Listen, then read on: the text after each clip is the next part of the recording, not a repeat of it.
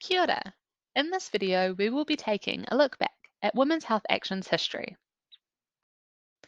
Women's Health Action, formerly Fertility Action, was founded in 1984 by women's health activists Phillida Bunkle and Sandra Coney.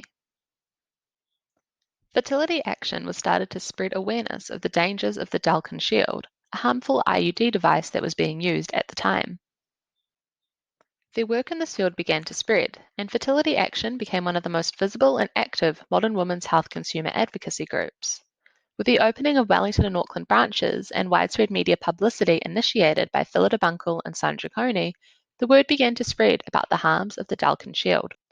Hundreds of women contacted Fertility Action with complaints, and alongside the Health Alternatives for Women, they campaigned for a government-led removal program. After extensive lobbying, the IUDs were withdrawn from the market.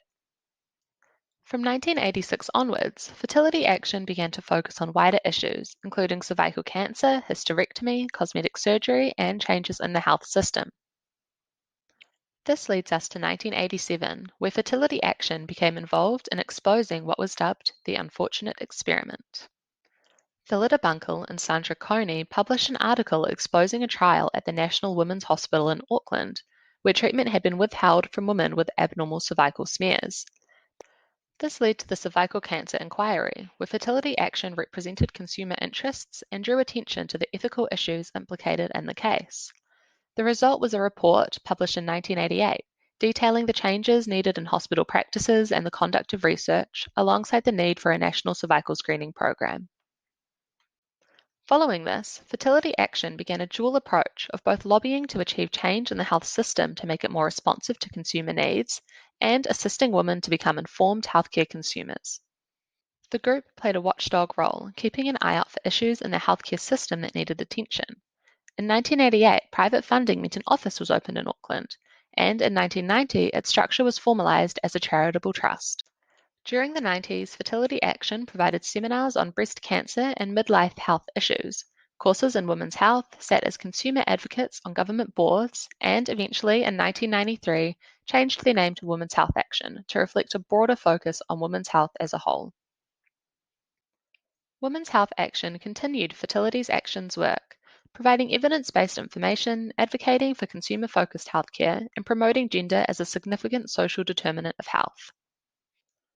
Major work involved facilitating a hormone replacement therapy campaign to ensure women had information on its risks, and involvement in two major health inquiries, the Baby Physiotherapy Inquiry and the Gisborne Inquiry.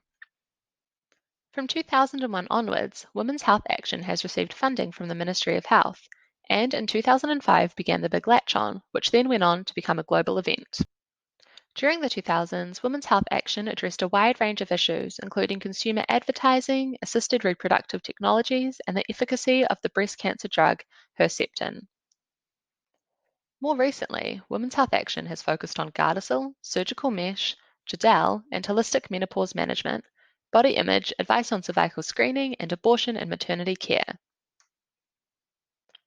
It also continued to ensure that the legacy of the Cartwright inquiry were not forgotten, and that health consumer rights were upheld in health service delivery.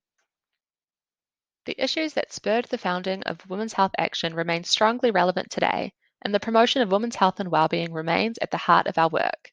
To read more about Women's Health Action's history and the work we do, visit www.womens-health.org.nz.